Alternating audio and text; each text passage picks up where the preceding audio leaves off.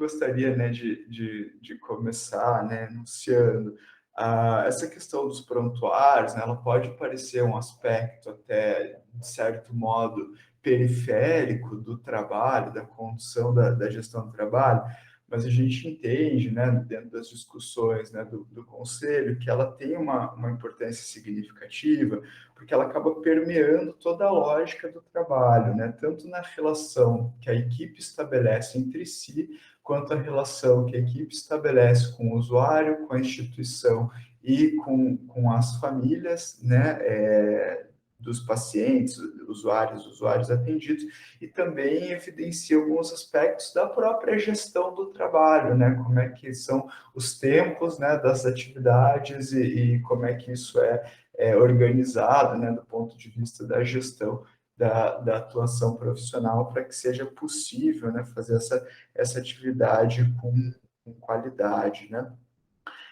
Dito isso, né, acho que é importante ressaltar também que a atuação em psicologia, ainda mais, né, no âmbito das políticas públicas, ela é uma atuação complexa e que não pode ser esvaziada, né, dentro de algumas premissas do trabalho estritamente técnico, né, como se pudesse haver um manual ou um POP, né, um guia de procedimentos operacionais padrão que vá responder, né, a toda e qualquer circunstância do trabalho da psicologia. Dito isso, né, o exercício cotidiano que a gente precisa fazer muitas vezes é conciliar as normativas e mais do que as normativas, né, as premissas fundamentais da profissão com o arcabouço normativo, institucional, né, dos procedimentos, das previsões que existam, né, em cada espaço do trabalho.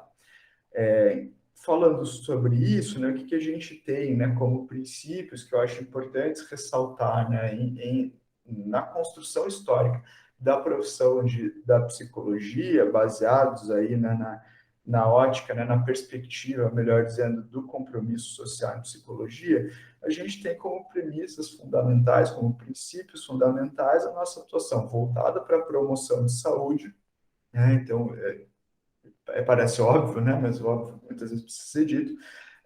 Uma atuação profissional que reconhece a interdisciplinaridade, então, né, que não se fecha, não se encerra em si, que não pretende estabelecer, né, de forma nenhuma, um ato psicológico, né, de restringir ao suposto saber psi a condução, né, de tratamentos, de encaminhamentos, né, e de cuidado, né, com os casos no âmbito da saúde, e um princípio fundamental também da ética que se estabelece na relação com as pessoas que são atendidas, né, resguardando o sigilo, protegendo o vínculo, de forma contextualizada, né, com os outros dois princípios, da promoção da saúde e da interdisciplinaridade. Isso vai estar presente, né, de forma sucinta, mas passível, né, de uma interpretação bastante aprofundada no nosso código de ética, mas também, né, nas referências técnicas aí no âmbito do SUS, a gente tem nas produções do Centro de Referências, né, de Políticas Públicas, o CREPOP.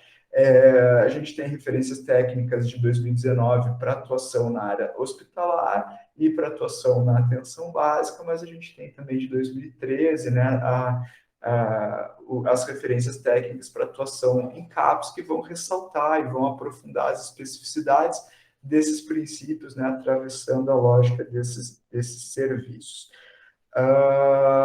Bom, e aí, né, a interface que a gente precisa fazer desses princípios da psicologia com as normativas, com os procedimentos, com as lógicas, né, de funcionamento de cada serviço que devem ser construídas coletivamente, né, não devem ser verticalizadas no sentido de observarem apenas, né, uma perspectiva de gestão, mas que devem ser construídas coletivamente com as profissionais, os profissionais e quem sabe, né, até não numa análise mais aprofundada, né, com os próprios usuários e famílias das pessoas atendidas. Nesse sentido, né, é um trabalho que vai demandar uma autonomia profissional sempre, né, e que o CRP e o CFP, o Sistema Conselho, se coloca, né, muito numa posição de apoio, né, sem a pretensão de assumir protagonismos, né, nessas definições, mas numa possibilidade de oferecer alguns apoios. Nesse sentido, né, existem, e a Michelle vai falar sobre isso, né, a gente já trocou essa ideia previamente, nota até resolução, né, sobre produção de documentos, uma resolução comentada também sobre produção de documentos, que são, né, do âmbito do Conselho Federal, e o Conselho Regional está se esmerando numa nota técnica muito robusta, que deve ser publicada agora a partir do dia 10, 11 de dezembro, né? Já foi apreciada numa plenária, vai ser apreciada na próxima, e em sendo aprovada a gente vai ter um material muito robusto sobre prontuários eletrônicos, mas que dá margem também para compreensão de outros formatos de prontuário, se der tempo também ao final, né? Uma das, se não me engano, em tamanho, assim, né, Michelle? Talvez seja uma das maiores notas que a gente produziu, porque ela tem 16 itens, né? Então, desde a sugestão de plataformas, o que o profissional precisa, né, refletir quanto ao uso das tecnologias, né? Quanto questões, né, da lógica do trabalho mesmo, uma produção muito robusta, assim, da Comissão de Psicologia Hospitalar, de Neuropsicologia, de Avaliação Psicológica, a Comissão de Orientação e Fiscalização, né, em diálogo com o plenário, então uma produção muito robusta que, se não bateu na trave na plenária de novembro, né, a plenária levantou alguns itens que já estão sendo aprimorados para a plenária apreciar de novo dia 11, e a partir daí a gente já imagina poder fazer essa publicação desse material de apoio muito consistente, né? Aí, por favor, Michele, ocupa, né, a maior parte do tempo aí, que eu sei que você já deve estar nervosa que eu falo pra caramba, né? E você tem mais coisas para apresentar. E se der tempo, ao final, eu retomo algumas questões, especificamente, né, em relação à LGPD e a processos éticos disciplinares na área da psicologia. Obrigado. Obrigada, Pedro.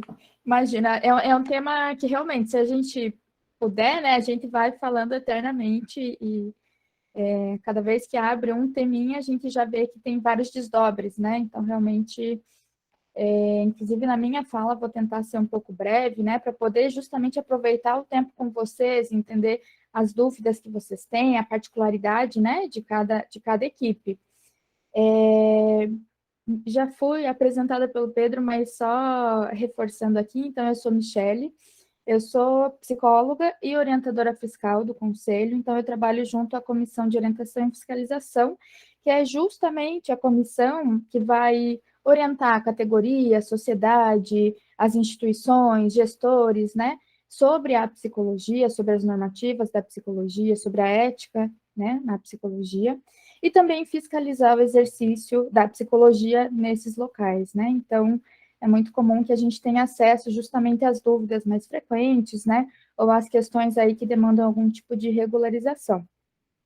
Eu vou apresentar para vocês aqui um slide, né? Só para realmente ajudar a visualizar algumas informações, mas realmente entendo que à medida em que a gente for conversando, né, outros temas que não presentes aqui nessa apresentação podem ser levantados, né, a partir aí da natureza de serviço de cada um de vocês, tá?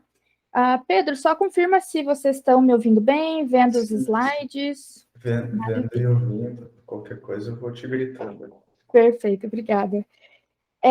Então, quando a gente fala em registro, né, de serviço em psicologia, duas normativas são específicas, né, sobre esse tema. A gente tem a normativa, né, a Resolução do Conselho Federal de Psicologia 1 de 2009, e a gente tem também, a nível regional, a Resolução 5 de 2007. São as duas resoluções, né, no momento, que falam em específico sobre registro documental, prontuário, né, evolução aí de informações decorrentes de um serviço. Claro que outras normativas, inclusive do sistema conselhos, perpassam por isso, né, o código de ética mesmo, traz reflexões sobre o trabalho em equipe, sobre o direito do usuário, né, sobre o compartilhamento de informações, sigilo profissional. Então, ao longo da minha fala, eu vou tentando resgatar, né, algumas dessas diretrizes, mas, a princípio, essas duas eu entendo que são essenciais, né, quando se fala aí de prontuário. E aí, só um parênteses, né, além dessas, a gente entende, enquanto conselho, enquanto COF, que outras normativas também têm que ser ponderadas aí por cada profissional em sua atuação, né? Então, em se tratando aí da atuação do SUS, né, dentro do SUS, existem várias normativas do Ministério da Saúde que também vão guiar, né, a atuação e determinar a atuação de vocês, a partir do equipamento, né, em que vocês estão. A gente tem também resoluções da Anvisa que vão trazer aí algumas informações sobre o prontuário, né, então, eu só faço esse parênteses para lembrar que, para além dessas normativas, realmente a gente tem que estar ciente de outras normativas que também perpassam aí pela nossa atuação a partir daquela especificidade, né, daquele equipamento, enfim, daquela natureza do serviço. Duas resoluções, então, né, a resolução do federal e a resolução do regional, que vão trazer aí as informações. E aí, adentrando na resolução, né, do Conselho Federal, o artigo 1º dessa resolução já traz 3 conceitos que eu diria que são essenciais para a gente discutir qualquer forma de registro em psicologia, tá? O primeiro deles é que é obrigatório, não importa a área de atuação, né, não importa aí a abordagem teórica, é obrigatório que o psicólogo tenha alguma forma de registro daquele serviço que está sendo prestado, né? Então, seja no CAPS, seja nos hospitais, seja numa clínica, né, seja na UBS, alguma forma de registro desse serviço psicológico tem que existir. Só que esse registro, a partir dessa resolução, ele pode acontecer através de 2 modalidades, digamos assim, né? Prioritariamente, ele vai acontecer em forma de prontuário. Mas existem situações que demandam que o profissional tenha um maior cuidado com alguns dados, né? Dados que são sigilosos ou informações que são privativas, né, da psicologia, que demandam essa restrição do compartilhamento da informação. Quando a gente está falando desse cuidado extra, né, esse sigilo adicional, digamos assim, a gente está falando de um registro documental. Esse é o termo que a resolução vai trazer para esses conteúdos que demandam aí a restrição do compartilhamento da informação com o usuário, com a equipe, enfim, com terceiros, tá? E isso é muito importante para a gente entender, justamente porque, a partir do momento em que a gente define a modalidade do documento, né, a ser produzido, do registro a ser feito, a gente começa a ver desdobres dessa decisão, né? Então, começando pelo prontuário, o prontuário, ele é um documento de direito do usuário, então, o usuário do serviço solicitou acesso, né, solicitou cópia do prontuário, não podemos nos negar a entregar. A gente tem que entregar o prontuário a esse usuário que é, perante aí o código de ética, né, a quem de direito a receber as informações. O prontuário também é compartilhado com a equipe técnica que acompanha, ou seja, que presta serviços àquele usuário, né? Então, a ideia é que as informações que dizem respeito aos serviços, né, prestados a determinado usuário sejam compartilhadas entre toda a equipe que desenvolve alguma forma de serviço. E já esses 2 pontos, eles já são um indicativo bem importante a ser considerado na hora de evoluir alguma informação no prontuário, né? Quando a gente for colocar alguma informação no prontuário, a gente tem que lembrar que aquela informação que a gente está inserindo, ela tem que ser compreensível, tem que ter um valor, né? Tem que ter um objetivo frente ao usuário e à equipe técnica, né? Então, é importante que a gente sempre considere isso no momento de definir que informação é essa que vai ser posta no prontuário. E por isso, né, considerando quem tem acesso, enfim, ao prontuário, a gente consegue ver com maior nitidez qual que é o grande objetivo, né, desse documento, dessa modalidade de registro, que é qualificar o trabalho da equipe como um todo. Então, claro, visando aí a qualidade do serviço ao usuário, né.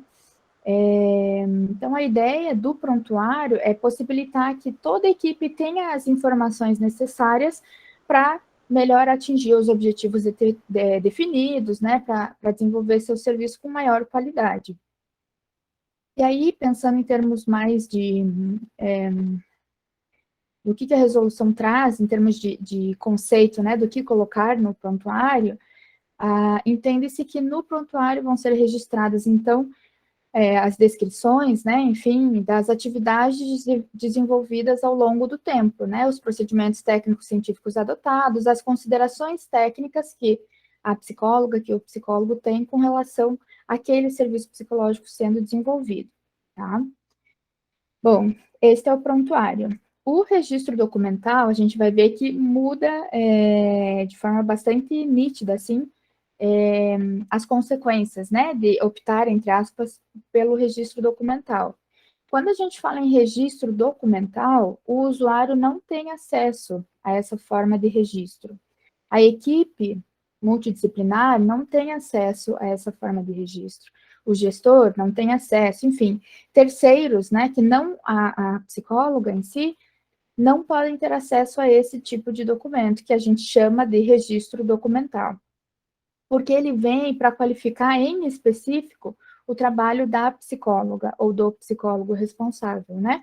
Então, são os documentos, né, são as informações que ajudam o psicólogo a acompanhar o seu serviço, a qualificar, a acompanhar o raciocínio psicológico sendo feito, né? Então, a gente tem ali hipóteses diagnósticas, a gente tem ideias, né, situações que podem servir de planejamento futuro, né, para futuras intervenções, enfim, observações feitas pelo profissional. Se a gente fala aí num contexto que talvez não se aplique tanto, né, a alguns de vocês, mas de um contato mais clínico mesmo, né? O relato da sessão é entendido como registro documental, porque esse tipo de registro de evolução tem a finalidade de registrar, para não depender da memória do profissional, né? Registrar aquelas informações que estão sendo trabalhadas, registrar as ideias, né, as hipóteses, enfim, a serem trabalhadas futuramente pela psicóloga,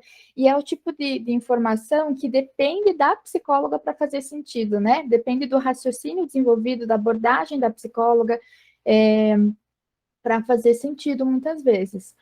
E, inclusive, aí pensando também legalmente aí na questão dos testes psicológicos, né? Os testes psicológicos são também entendidos como registro documental, justamente por serem privativos, né? De aplicação aí dos psicólogos. Então, também, caso, né, caso fizessem algum tipo de trabalho com testes psicológicos, eles fazem parte do registro documental e não do prontuário, tá?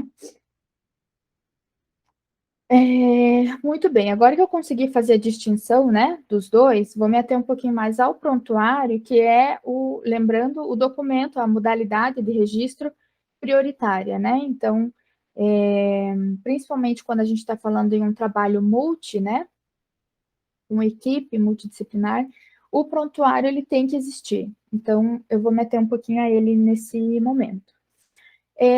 Pela resolução A1 de 2009, lá do federal, a gente tem informações mínimas que tem que estar presentes, né, no prontuário. Então, todo prontuário tem que ter identificação do usuário da instituição, né, em que ocorre a prestação de serviço. Tem que ser posta ali a demanda, né, uma avaliação técnica da demanda, os objetivos, né, que foram traçados para aquele trabalho. E a partir disso, tem que ser apresentado data por data a evolução do trabalho. Então, data por data, a gente vai colocar lá as atividades que foram desenvolvidas, os procedimentos técnicos científicos que foram adotados, alguma consideração, alguma análise que se entende importante que a equipe tenha, né? Tem acesso para poder desenvolver o seu trabalho. Além disso, a gente tem, claro, né, que registrar os encaminhamentos feitos, né, ou o encerramento do serviço, né, o desligamento daquele usuário, enfim, isso tem que estar registrado também no prontuário. E vamos pensar que documentos foram elaborados ao longo do tempo, né? Fiz uma declaração de comparecimento, ou fiz um atestado psicológico, um laudo, enfim. Outros documentos foram produzidos ao longo do tempo, entregues ao usuário, por exemplo, né? Ou o próprio usuário assinou algum documento cadastral, enfim. tudo isso é entendido como documentos que fazem parte desse prontuário, né? Então, eles são arquivados em conjunto. E ali nesse sexto ponto aqui, que a gente percebe, de novo, a distinção para o registro documental, né? Então, ó, documentos resultantes da aplicação de instrumentos de avaliação psicológica devem ser arquivados em pasta de acesso exclusivo do psicólogo, ou seja, não fazem parte do prontuário. Claro que aqui nesse tópico, eles falam em específico de documentos, instrumentos, né, de avaliação psicológica, né, dos testes psicológicos. Mas aqui eu reforço, o registro documental, então ali o que eu estava descrevendo, hipóteses diagnósticas, relatos de sessão, planejamentos futuros, né, de intervenções, tudo isso faz parte do registro documental, não é anexado junto ao prontuário, tá? E aqui, talvez até mais explicitamente, para ajudar a cada um de vocês, né, refletir sobre o que colocar, afinal, né, no prontuário, eu fui pegando alguns trechos de resolução, né, de normativas que a gente tem, que podem nos ajudar a nortear, né, nessa decisão.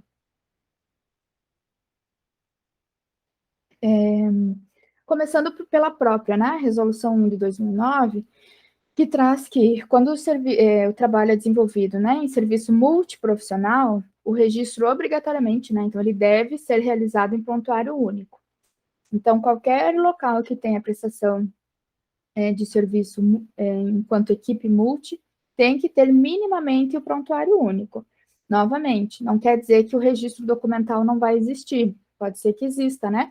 Tanto o prontuário único quanto o registro, mas minimamente o prontuário único tem que existir. Isso depende muito da natureza do serviço, dos dados que vocês coletam, né? Das abordagens, né, que cada profissional tem, enfim.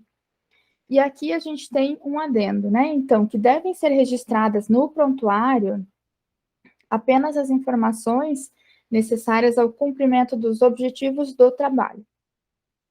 O Código de Ética, da mesma forma, vai trazer a informação, né, no artigo 6º, de que o psicólogo vai compartilhar somente informações relevantes para qualificar o serviço prestado. E ele ainda lembra que a equipe multi, ela também tem o dever, né, de preservar o sigilo, e isso é importante que sempre esteja presente, né, sempre seja reforçado, né, entre os membros da equipe. E ainda o Código de Ética traz ali, assim como trouxe, né, a Resolução 1 de 2009, que o psicólogo vai registrar apenas informações necessárias para o cumprimento dos objetivos do trabalho. Então, aqui a gente tem três artigos diferentes, mas que deixam nítido, né, novamente, qual que é o objetivo aí desse prontuário e qual é o norteador da decisão do psicólogo. O prontuário, ele tem que ser elaborado pensando nesse trabalho multi e na importância de que uma informação pode vir a qualificar o trabalho de todos, pode vir a influenciar diretamente na qualidade do serviço prestado, nos benefícios, né, ao usuário do serviço. E esse é o principal norteador que a gente tem nas nossas normativas, né, dessa decisão do psicólogo. E por que eu trago isso, né? A gente não tem nenhuma normativa no sistema conselhos que vai fazer uma tabelinha, né? Ó, você coloca isso no prontuário e você não coloca isso, né? Escreva desse jeito aqui, com essas palavras ou não. Porque isso vai passar pela autonomia e responsabilidade, claro, do psicólogo. Cada natureza do serviço, cada dado coletado, cada objetivo do trabalho desenvolvido, o trabalho em equipe, quem compõe a equipe, quais são as discussões geradas dentro daquela equipe, enfim, tudo isso vai influenciar, né, e vai determinar a informação que vai ser posta ou não no prontuário. Então, realmente não tem como o conselho, e nem caberia, na verdade, o conselho normatizar tão rigidamente, né, isso. A ideia é que, como até o Pedro trouxe, a gente consiga trazer pontos de reflexão para que cada profissional a partir da sua particularidade, né, não só da área de atuação ou do seu equipamento, né, mas da particularidade daquele caso, possa fazer essa reflexão e identificar que informação cabe colocar no prontuário e compartilhar com a equipe, e que informação, pelo menos até o momento, é restrita e deve ser mantida no registro documental. E aqui faço só uma observação que talvez até seja um pouco óbvia, mas ainda assim acho que cabe fazer. O prontuário, ele é um documento oficial, né? Ele é um documento formal, que novamente vai ser inclusive de acesso ali do paciente, enfim. Muitas vezes é anexado em processos judiciais, quando existe algum tipo de situação. Então, ele é um documento formal, ele diz do trabalho que está sendo desenvolvido, da qualidade desse trabalho, né? E ele é um documento técnico, ele é composto por informações técnicas, né, daquela equipe. Então, não cabe nesse documento colocar opiniões pessoais, fazer desabafos, colocar reclamações, colocar informações que não têm fundamentação no serviço desenvolvido, né? Então, a gente tem que tomar muito cuidado com o que a gente coloca ali, porque tem que ter alguma fundamentação técnica, né, no trabalho, tem que estar respaldado em dados que foram coletados naquela prestação de serviço, né, inclusive tomando cuidado para não recair ali no que traz o Código de Ética, né, no artigo 2º, de que é vedado ao psicólogo emitir documentos sem fundamentação e qualidade técnico-científica, e aí destaco ali também que seria vedado ao psicólogo fazer declarações falsas, né? Então, às vezes o psicólogo coloca no prontuário uma informação e quando se questiona qual é a fundamentação, né? Da onde veio? Se não tem algum tipo de embasamento no serviço prestado, no dado coletado, no dia tal a gente fez tal dinâmica e foi possível constatar tal, porque conforme a minha abordagem, enfim, tem que existir essa reflexão, né, na prestação de serviço e essa fundamentação científica, né?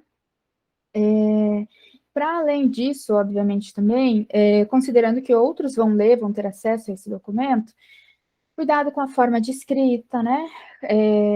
Temos que ser aí, claro, objetivos, mas nítidos, lembrando que quem vai ler não tem a mesma informação que nós temos, né? Então, tem que tomar um cuidado adicional com isso.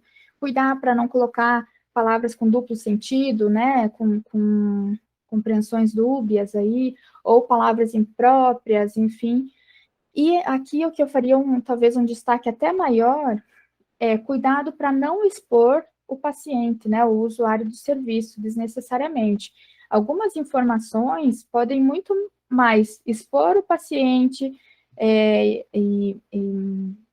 para a equipe, né, enfim, desnecessariamente, pode muito mais trazer esse dano do que trazer um benefício para a equipe, né, em termos de qualificação do serviço. Então, é importante que a gente também pense nisso, né, na exposição do paciente, no quanto que ele mesmo lê aquela informação no seu prontuário, né, como que isso vai parecer, isso foi trabalhado com o paciente, não foi, com o usuário de serviço, ou não foi, enfim.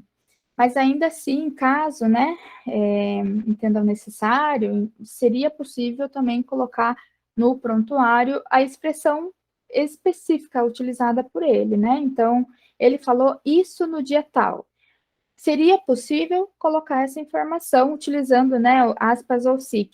Mas, novamente, muita atenção para essa forma de registrar, né, a informação no prontuário, porque pode recair aí, sim, numa exposição desnecessária, né, do paciente. E aqui, pensando de novo no prontuário único, mais um ponto que eu entendo que é importante levantar, né, só vou fazer uma ponderação, é que esse prontuário ele é compartilhado entre todos, né? Então, ele tem que ser discutido e construído por todos. Demanda um diálogo e uma construção em conjunto aí com a equipe, né, com a gestão, para entender as formas de evoluir no documento, que informações são importantes, né? São construções que são feitas aí em conjunto com aqueles que justamente trabalham, né, com vocês.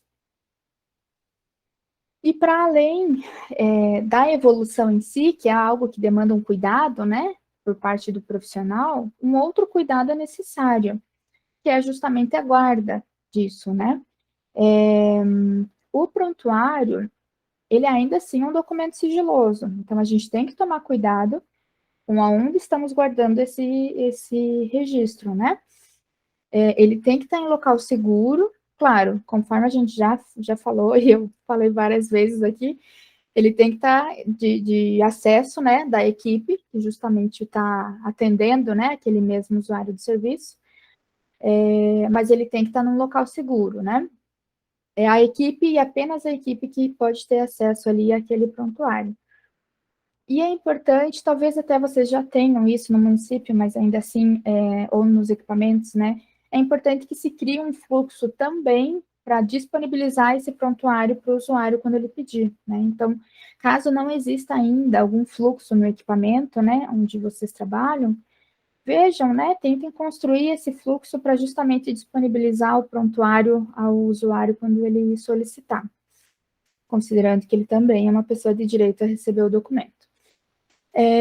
Outro ponto aqui que cabe apresentar é que, tanto, claro, os profissionais quanto a instituição têm responsabilidade pela guarda, né, do documento. E aqui, até, na verdade, um destaque, não só a guarda, né? A gente tem que proteger o acesso, o uso, a alteração, reprodução, o descarte, né? Tudo isso faz parte aí do que a gente chama, né, de prontuário, enfim.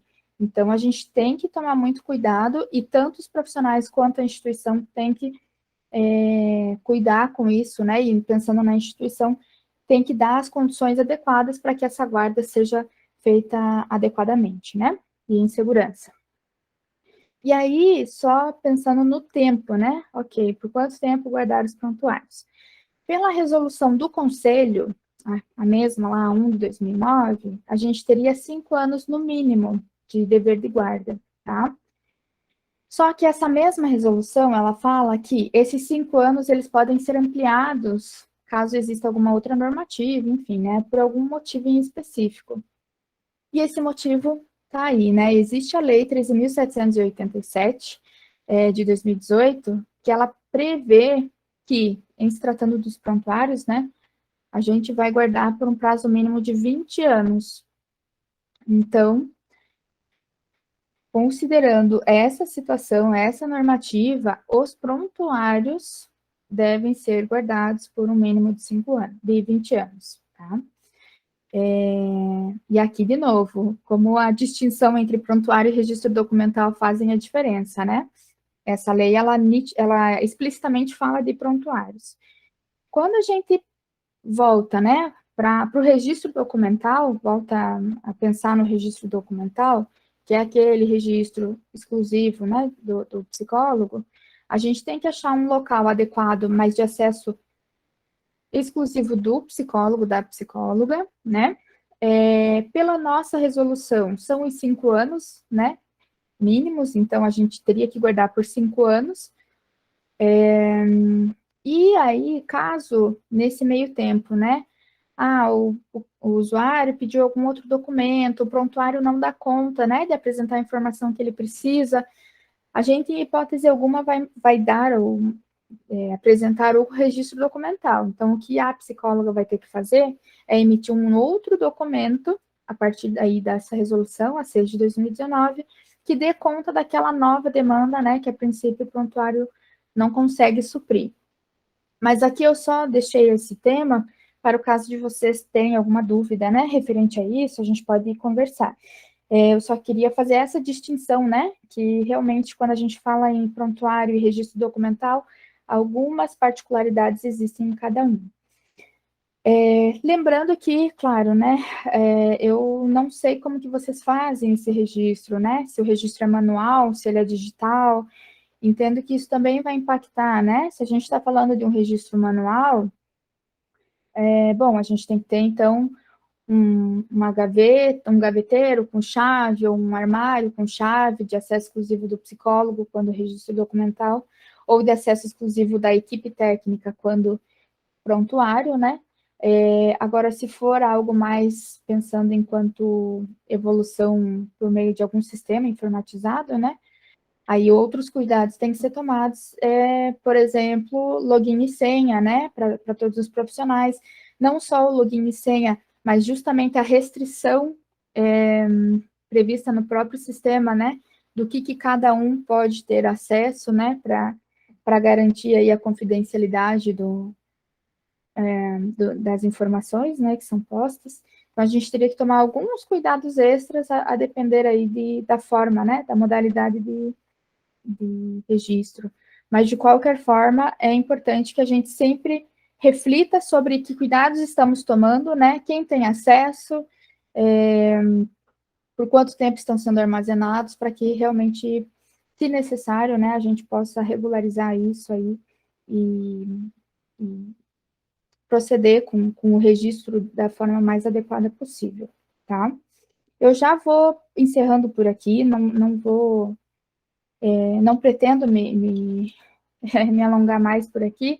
Eu só queria deixar aqui o e-mail do conselho, né? Se vocês tiverem alguma situação específica que queiram conversar com o conselho, com a comissão de orientação e fiscalização, né? Alguma dúvida muito particular que vocês desejam que a comissão analise, vocês podem mandar o e-mail, né? Lembrando também que a gente tem, a COF, né? Ela tem um guia de orientação que nada mais é do que uma aba lá no nosso site chamada orientação. Ali a gente tem tentado trazer com maior facilidade, né, as informações que a categoria precisa, né, então, dúvidas diversas, né, envolvendo quebra de sigilo, registro documental, elaboração de documentos, enfim, existem vários temas ali que a gente desdobra, né, em perguntas e respostas e, claro, sempre retomando as normativas, né, que perpassam por cada tema, para facilitar aí a categoria ter acesso à informação e a sanar essas dúvidas. Então, ficou o convite também para vocês acessarem o guia, e acho que no mais era isso, eu e o Pedro, né, ficamos aqui à disposição para a gente ir conversando agora pelas dúvidas, né, que vocês venham a ter, entender um pouquinho mais da particularidade, né, da atuação de cada um de vocês. E obrigada pela atenção. Muito legal, Michelle, arrasou. Aí eu coloquei no chat ali já o link, né, do guia de orientação. A gente fez um trabalho extenso aí no último ano de atualização. Então, todos aqueles temas, né, tem 32 temas, se não me engano, cada um deles a gente fez um esforço de converter ele num formato mais bacana, com notícias, alguns com vídeos também, né? Então, ficou bem legal, assim, é um material que às vezes ajuda, né, a já responder de antemão, né, algumas dúvidas, aquelas que são mais usuais, né, do conselho receber. E aí, Michele, a Karen foi super legal aqui, que deixou, né, a gente se sentir acolhido o tempo todo, né, fazendo alguns comentários, manifestações. Então, primeiro, né, ela ressaltou ali, né, a pertinência dessa diferenciação entre prontuário e registro documental. Eu queria só, né, fazer um pequeno comentário aqui, né, que de fato, né, o prontuário ele se pauta, né, então informações objetivas, né, o registro da atividade, as respostas, os dados coletados e os encaminhamentos, né, nada que o usuário mesmo, que o paciente mesmo não pode, né, a equipe não possa ler, que você não possa respaldar isso numa observação objetiva, né? E aí, puxa, mas eu tenho que fazer 2 documentos, então tem que, né? Infelizmente, se quiser, né, guardar um registro documental das suas impressões, das suas hipóteses, o paciente deve estar omitindo alguma informação, ou isso pode ter, né, uma hipótese diagnóstica que você ainda não tem elementos, mas a qual você vai investigar, né? Isso é para um registro documental próprio, né? E puxa, mas na minha rotina de trabalho pode ser difícil, né, fazer a gestão de 2 documentos, mas isso é um aspecto da gestão do trabalho, da disponibilidade de profissional frente às demandas de trabalho, enfim, que são questões, né, que de certa forma sinalizam para uma necessidade dessa gestão, das condições do trabalho, dos tempos para as atividades, né, mas que a gente não pode, por conta de toda essa problemática, utilizar o subterfúgio, né, do prontuário para fazer registros que possam, né, de alguma forma prejudicar aí, né, o processo entre usuário, paciente e trabalhadores, trabalhadoras e equipe, né? É, já passo a bola para ti também, Michel, que a Karen traz outras duas questões pertinentes, né? Primeiro, ela fala... Meninos, eu queria só, desculpa, eu queria só em relação ao registro documental, aproveitar que o Pedro está falando sobre isso, eu não sou psicóloga, tá? Sou enfermeira. Então, assim, só para entender um pouquinho, como que é para vocês trabalhar a questão do registro documental numa era tecnológica da informação? Então, né, numa era, assim, digamos assim, que nós estamos com os documentos todos registrados em sistemas de registro eletrônico. Como que é isso para o psicólogo? Adorei essa pergunta, porque assim, a gente faz geralmente uma leitura, né? A tecnologia é, né, computador, rede, coisa, né? E a caneta, o papel, o caderno são tecnologias também, né? São construções humanas que tendem a tentar facilitar, viabilizar o processo. Então, não é uma ruptura de paradigma, né? Que muitas vezes até tenta se vender, né? Em outros aspectos, como a tecnologia digital, né? Vai revolucionar a solução de trabalho. Não. Às vezes a gente só vai, né, conseguir transpor, né, para o meio digital aquilo que a gente já usava, outras tecnologias analógicas para fazer, para compartilhar, né? E isso é um aspecto que a Karen levantou ali também, né, que no município já se tem, né, o digital, o que é ótimo, né, do ponto de vista ambiental, inclusive, né, gestão de resíduos e tal. Mas é muito possível, né, dentro desse uso digital, a tecnologia da informação nos ajudar com o nivelamento de acesso, né? Então, é muito possível você ter um sistema mais abrangente, que dentro desse sistema, o profissional de TI, né, faz algumas áreas protegidas e que são protegidas até para ele, assim, né, do ponto de vista, ele consegue ver que tem um conteúdo ali, mas ele não consegue acessar diretamente esse conteúdo, isso é bastante possível, né, do ponto de vista né, da tecnologia da informação, e protegendo, né, as partes de um determinado sistema né, alguns níveis, né, de acesso que aí vão se dar, né, em relação à categoria, né, de atuação profissional. Tudo isso dá para fazer, mas é difícil porque as pessoas não estão divididas no seu nível de acesso. Tem que dividir, então é um trabalho, né, da gestão, convocar a TI para, olha, porque tem como fazer, tem, né? Às vezes dá trabalho, eu preciso categorizar os níveis de acesso. Então, precisa categorizar os níveis de acesso. Fala com a RH, pega quem são os profissionais que vão ter acesso e concede essa categorização. A psicologia, ela anda muito para e passo com a tecnologia desde sempre, né? Os próprios instrumentos de testagem psicológica, enfim, né, de avaliação psicológica, eles são tecnologias e que muitas delas digitalizadas, né? Então, a gente não tem também, não percebe, né? Muitas vezes tem esse imaginário, né, de que a psicologia, de alguma forma, né, promove algum tipo de enfrentamento à virtualidade, quando, na verdade, né, do ponto de vista da construção histórica da profissão, isso sempre ficou muito aliado, assim, né? Então, o que a gente precisa? Ter condições de acesso efetivamente, né? O profissional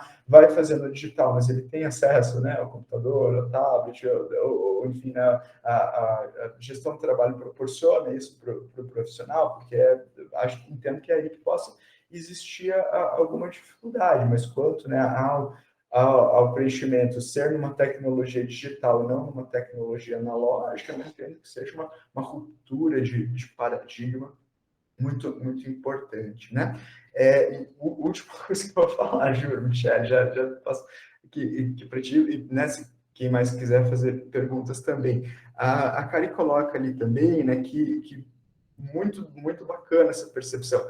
Tem alguns serviços que, por si só, já enunciam alguma situação sensível. E não precisa nem necessariamente, né, a Valia falou, né, no serviço que atende pessoas que estão envolvidas em situação de violência. Então, só por haver um prontuário desse serviço já enuncia, mas também poderia, sim, ser na oncologia, né? Porque quem é que passa pela oncologia, senão quem está enfrentando, né, algum problema, né, relacionado ao câncer, enfim, e aí é uma informação sensível, né?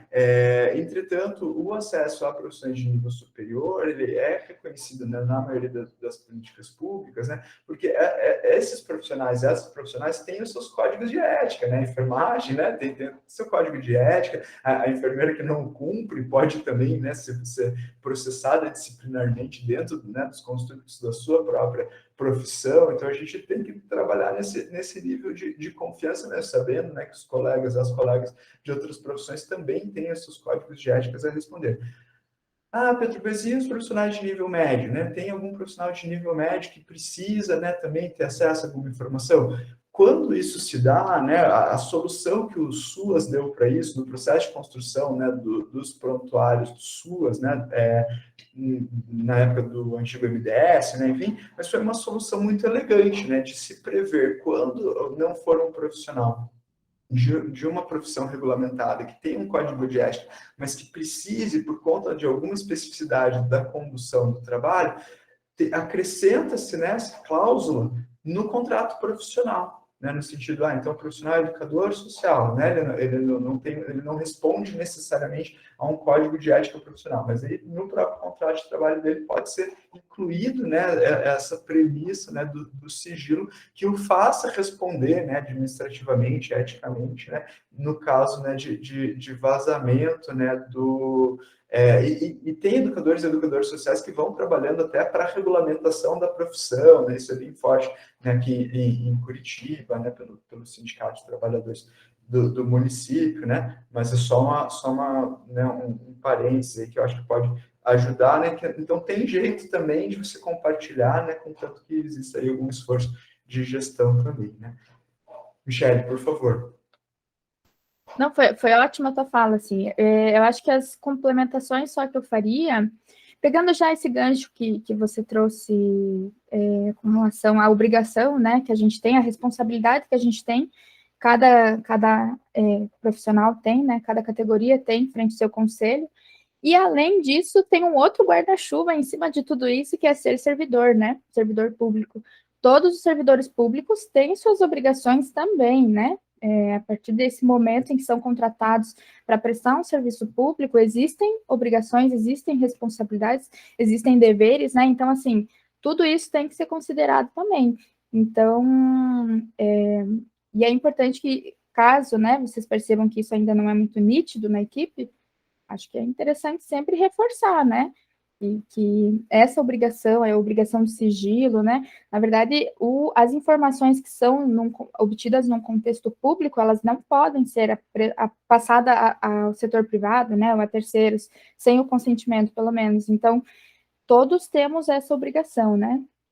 E aí, queria pegar o gancho daí da primeira pergunta ali também, pensando nesse viés da evolução e do uso de sistemas informatizados, né? O GT, que o Pedro mencionou, está justamente tentando trazer algumas orientações nesse sentido para a categoria, porque a gente sabe que, bom, as resoluções foram feitas lá em 2009, né? De lá para cá, a gente tem uma evolução e uma dinamicidade, né? Claro, na psicologia de forma geral, mas nessas atuações e com o uso da tecnologia, então a gente sabe que, de fato, algumas informações extra, né, se fazem necessário.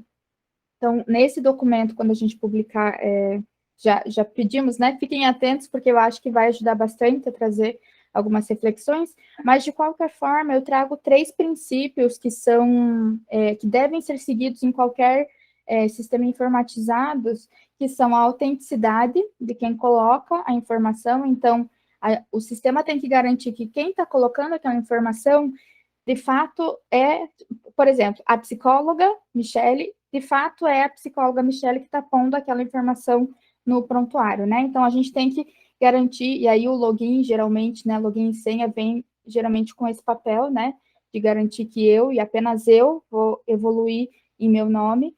A confidencialidade, que aí vem esse viés do sigilo, quem pode ter acesso, que o Pedro muito bem explicou, né? A gente tem que poder dizer, a esse usuário só vai ter acesso, né, aos dados desse usuário, tal e tal e tal pessoa, porque são os profissionais que atuam e acompanham aquele usuário. e a integridade. Então, além de ser evoluída a informação, a gente tem que garantir que ela não vai ser alterada por terceiros, né? Então, o sistema também tem que garantir isso. Uma vez posta a informação naquele sistema, ele não pode ser alterado por terceiros, enfim, né? Então, são 3 princípios aí que o sistema de informação, né? E aí, claro, o profissional de TI, né? Minimamente tem que garantir nesse sistema. Acho que era só isso, assim, que eu teria de complemento. Arrasou.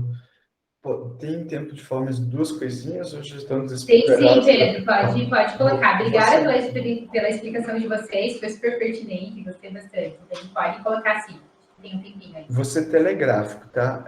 2 coisas que eu acho importante dizer ainda. LGPD, né? Lei 13.709/2019, né? Como é que ela impacta nisso tudo, né?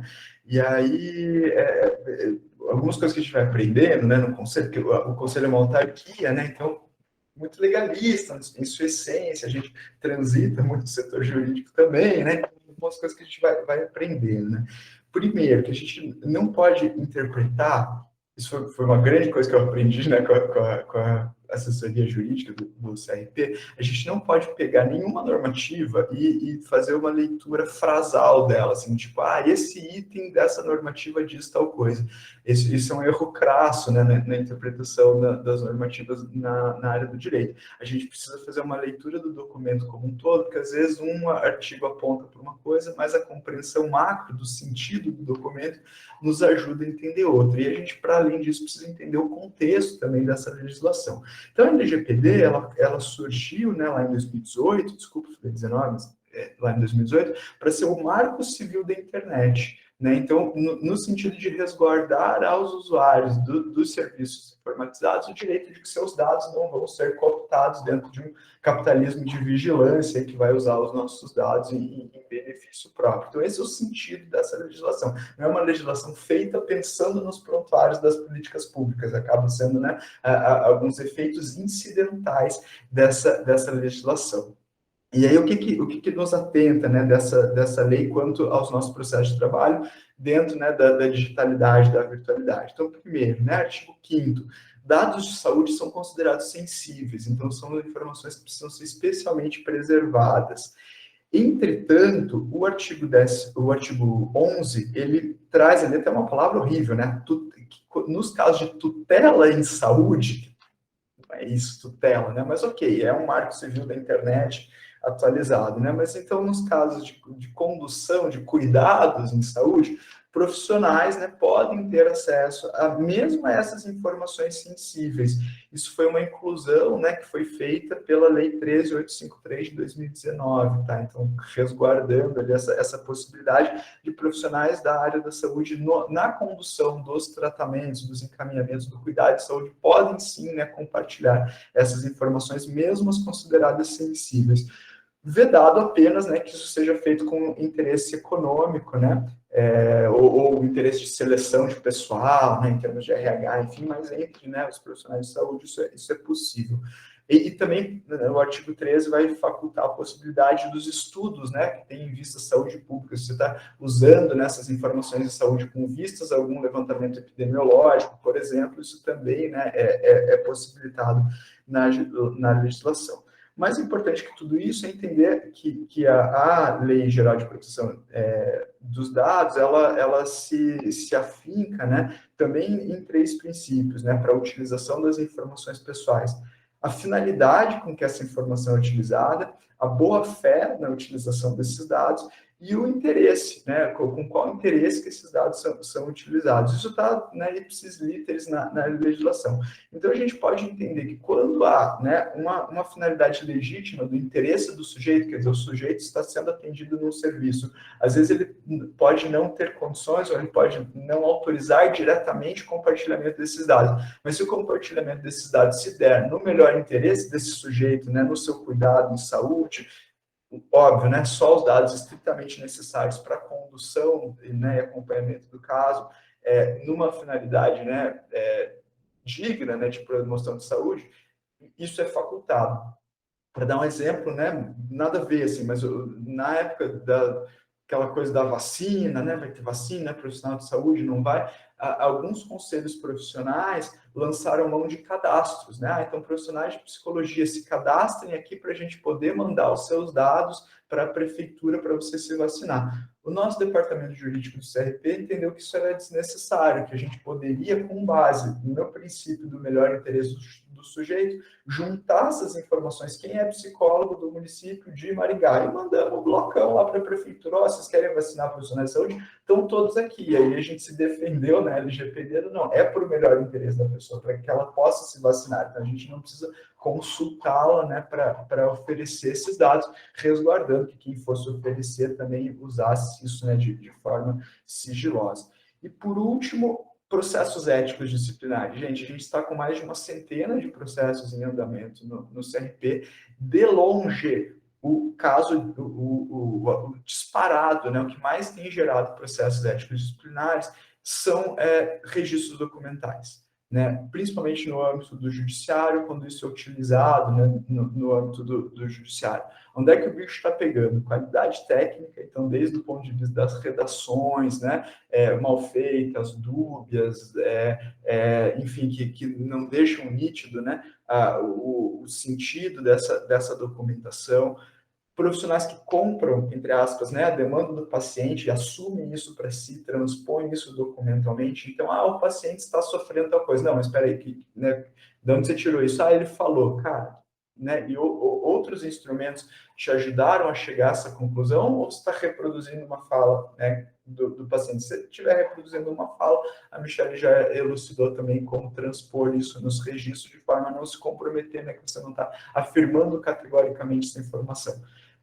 Previsões taxativas, né? Então, psicólogo dizendo de forma super taxativa, o sujeito tem isso, o sujeito é aquilo, sabe? E de forma que isso gera prejuízos também, né, na condução dos atendimentos, a gente tem que tomar muito cuidado com isso, e uma certa incompreensão dos e das profissionais quanto à própria finalidade dos documentos. Então, né, o conhecimento da Resolução 6 de 2019, ele é fundamental, da Resolução 1 de 2019, ele é fundamental, para que a gente possa saber a finalidade, né, dos nossos registros e fazê-los de acordo.